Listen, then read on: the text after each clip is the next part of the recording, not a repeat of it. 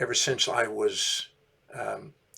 had strychnine and cyanide poisoning as a young man, and I went on a pursuit of trying to find out how to maximize my physical and mental potential. And unquestionably, if we have an imbalanced psychology, we have an imbalanced physiology.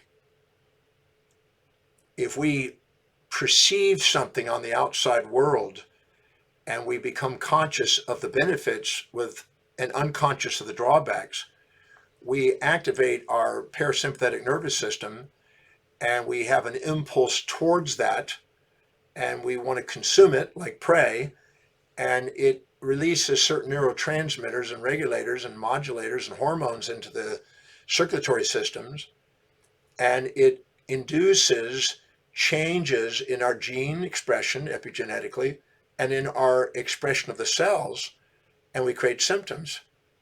And so the same thing, if we resent something, we activate our sympathetic nervous system, the fight or flight response. And there we also have a cascading of transmitters and regulators and hormones and modulators. And it takes it to the cell and makes the cell express itself and create symptoms. Our symptoms are feedback mechanisms guiding us to return to a balanced perception. And the moment we do, our physiology returns to a normal expression. So the moment we balance our mind, we bring balance to our body. And a balanced mind, which is homeostasis, is the secret to wellness. And this has been stated from the times of Pythagoras all the way to today, even though it's got more sophisticated. So we cannot have an imbalanced mental function without having an imbalanced psychological, physiological function. And therefore, the ratio of our perceptions will dictate how our physiology is responding. And I'll give an example. If you perceive somebody challenging you, it makes the sympathetic nervous system come online, and it raises your blood sugar, it raises blood pressure, it raises heart rate, and it also makes the blood supply go from the interior, the digestive organs, out to the periphery, into the muscles, ready for fight or flight, to breathe deeply and ready to tackle the challenge. But if we have a subconsciously stored challenge that sits there for a long period of time, our blood pressure can be up, our sugar levels can be up, and we can end up having hypertension and diabetes because of subconsciously stored challenges that have never been resolved. On the other hand, we can do that in reverse, and we can see something that's very supportive of our values, and we could actually activate the parasympathetic nervous system, and we could actually make our glucagon go down and insulin go up, our blood sugar drop, and we have now hypoglycemia.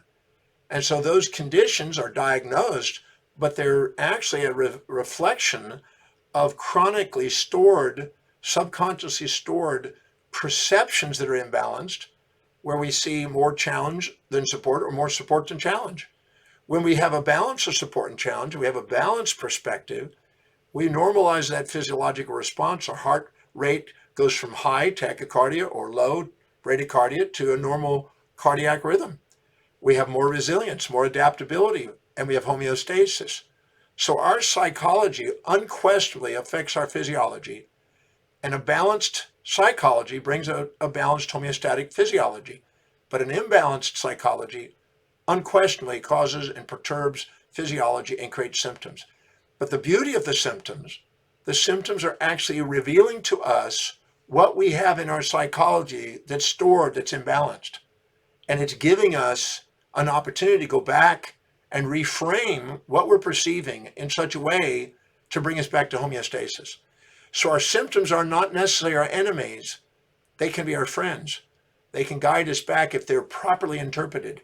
But we've been living in a pharmaceutical world that's basically an allopathic world that's basically been saying, symptoms we need to get rid of. And it's a palliative approach instead of you might say, a curative approach. Most people want immediate gratification and want to get rid of their symptoms instead of learn from the experience and wisely respond and live wisely in their life and balance out their perceptions and their decisions and actions. But ultimately, the symptoms can be our friends if we interpret them properly, and they can guide us back to homeostasis, back to the wisdom of the body.